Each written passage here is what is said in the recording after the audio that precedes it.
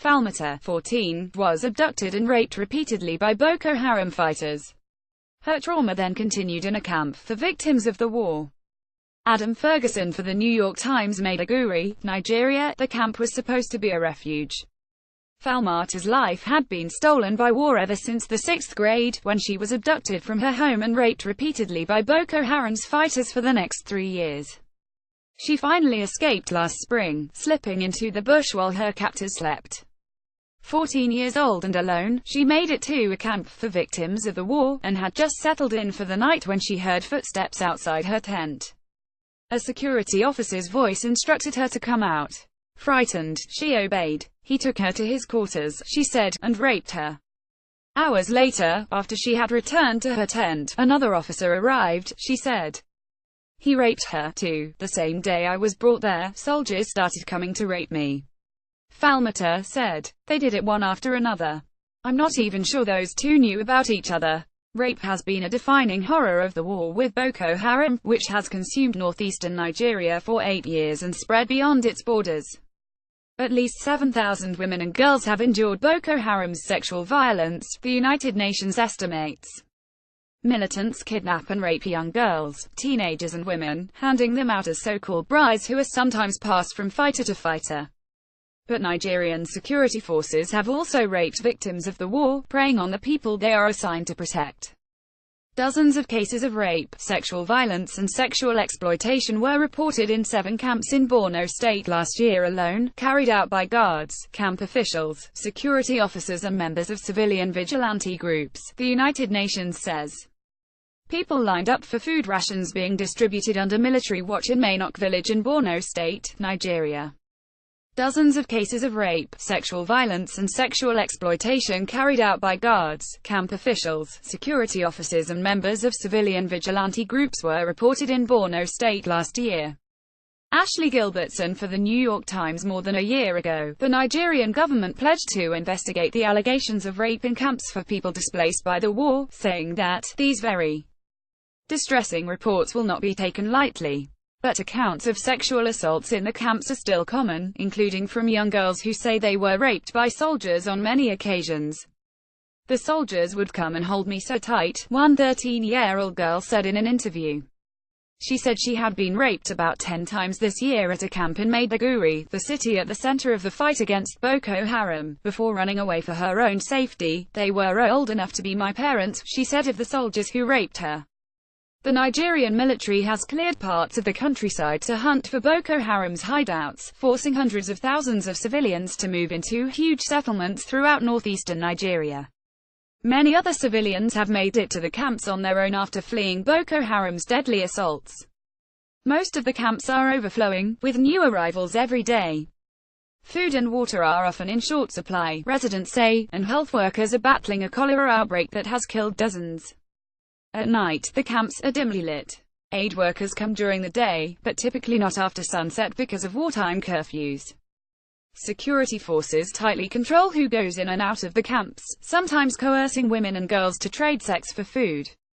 Government officials say they need 24-hour security to protect the residents, especially since some of the camps are regular targets of suicide bombers deployed by Boko Haram. But in one camp, called Teachers Village, some residents said the security forces had worked out a system to select their victims. Young women were called to cook for them. After the women finished, security officers insisted that they clean up, telling them to go bathe in the officers' quarters as the men watched. At first none of us knew they were doing this, said Hadiza, 18, but then the story started to spread around camp that anyone cooking for them would be raped. Adam Ferguson for the New York Times. At first none of us knew they were doing this, but then the story started to spread around camp that anyone cooking for them would be raped, said Hadiza, 18. After living in the camp for several weeks, Hadiza said, she was picked to cook for the officers. She was terrified. Definitely my time has come, she recalled thinking. Later, she was asked to serve water to 4 security officers in the room as they dined. One by one they left, she said, until only one man remained. He dragged her into a separate room and raped her, she said. Hadiza was injured, she said, but didn't ask for medical care, fearing that the officers would seek revenge. She said she tried to keep a low profile for a couple of weeks, but officers spotted her and raped her again. She said she had been raped as many as 20 times in the camp. Once they identified you as a girl they wanted to have sex with, they would hardly leave you alone a single day, Hadiza said. By spring, word of the rapes at Teachers Village camp had spread so widely across Maiduguri that people began showing up at the gates to look for missing relatives. Distant relatives arrived for Hadiza and took her away. Last year, President Muhammadu Buhari called for an investigation into sexual assaults at the camps after Human Rights Watch detailed the abuse in a report, ordering new measures to protect the vulnerable. Security officers have received more training, and at least 100 female officers have been deployed inside the camps. As a result, the number of complaints of sexual abuse has declined, according to some aid groups and the police. The police have arrested several men for sexually abusing and exploiting women and girls, according to the United States Embassy. The arrests, made last December, include 2 police officers, a prison warden, 2 civilian militia members, a civil servant and 3 soldiers. But an Army Special Board of Inquiry said in June that allegations against its soldiers at the camps were unfounded, while Jimo Mashood, a police spokesman, said the investigations were continuing. Very little progress has been made by Nigerian authorities to implement President Buhari's promise of justice for the survivors, said Mauzi Shegun, the executive director of the Africa Division of Human Rights Watch. The delay reinforces displaced people's sense of helplessness, and likely emboldens more perpetrators to prey on their vulnerability. In the war with Boko Haram, Nigerian security forces have been accused of many human rights abuses, including killing innocent civilians and detaining children for months to determine the loyalties. At checkpoints to enter Maiduguri, soldiers and militia members have turned away large groups of displaced people fleeing Boko Haram, unless they can pay an entrance fee, aid workers say. People escaping with their herds are sometimes charged a fee for each animal. Those who can't pay the bribes have been sent back into harm's way. Inside the camps, soldiers and members of civilian vigilante groups have been accused of forcing people to pay for the privilege of setting up tents or leaky shelters made of tarps and grass. Some displaced people told Amnesty International that they had to sell their belongings to survive, and when they ran out of things to sell, they had to have sex with soldiers and civilian militia members to get food. Falmata, the 14-year-old kidnapped by Boko Haram, said her ordeal began when she was in primary school, enjoying her classwork and dancing to local Kanuri music.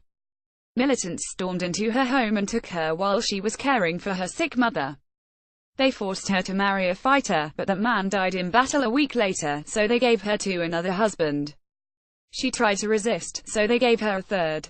Barely a teenager by then, she became pregnant, she said, but the baby died days after he was born. One night, Falmata woke up and realized the whole camp was asleep. Now was the time, she thought. She ran until she reached a village, finding an older woman with a lantern who pointed her to a road. Soldiers spotted her and took her to Dalori camp, a sprawling site outside Maiduguri. She thought she was being delivered to safety, but immediately faced the same kind of sexual abuse she had risked her life to flee. And this time it was being committed by the people who were there to protect her. During her 2 months at the camp, she said, security officers, not always the same men, came for her repeatedly. Falmata described the men as soldiers, but it was unclear if they were members of the military, the police or another security force. She said they carried weapons. I felt it would continue forever, she said of the abuse. She knew she had to flee, again, so she asked for a pass to go to the market. She walked out of the camp the same way she had escaped Boko Haram alone, with no money and no idea where she was going. As a little girl, she remembered, she had visited her grandmother once in Maiduguri, but she had only a vague idea where. Falmata spotted a man she had seen around the camp who spoke her dialect, and begged for help. Look, I have a problem, she told him. These people are going to kill me. They come to me every night. The two drove around the city for hours, trying to track down Falmata's grandmother, asking everyone. Eventually, they found her. She had thought Falmata was dead. Falmata now lives with her grandmother, but is too ashamed to tell her what happened. Someday, she hopes to continue her education and become a lawyer. She wants to represent the powerless. A version of this article appears in print on December 8, 2017, on page A1 of the New York edition with the headline Endless Rape as War Refuge Turns to Terror.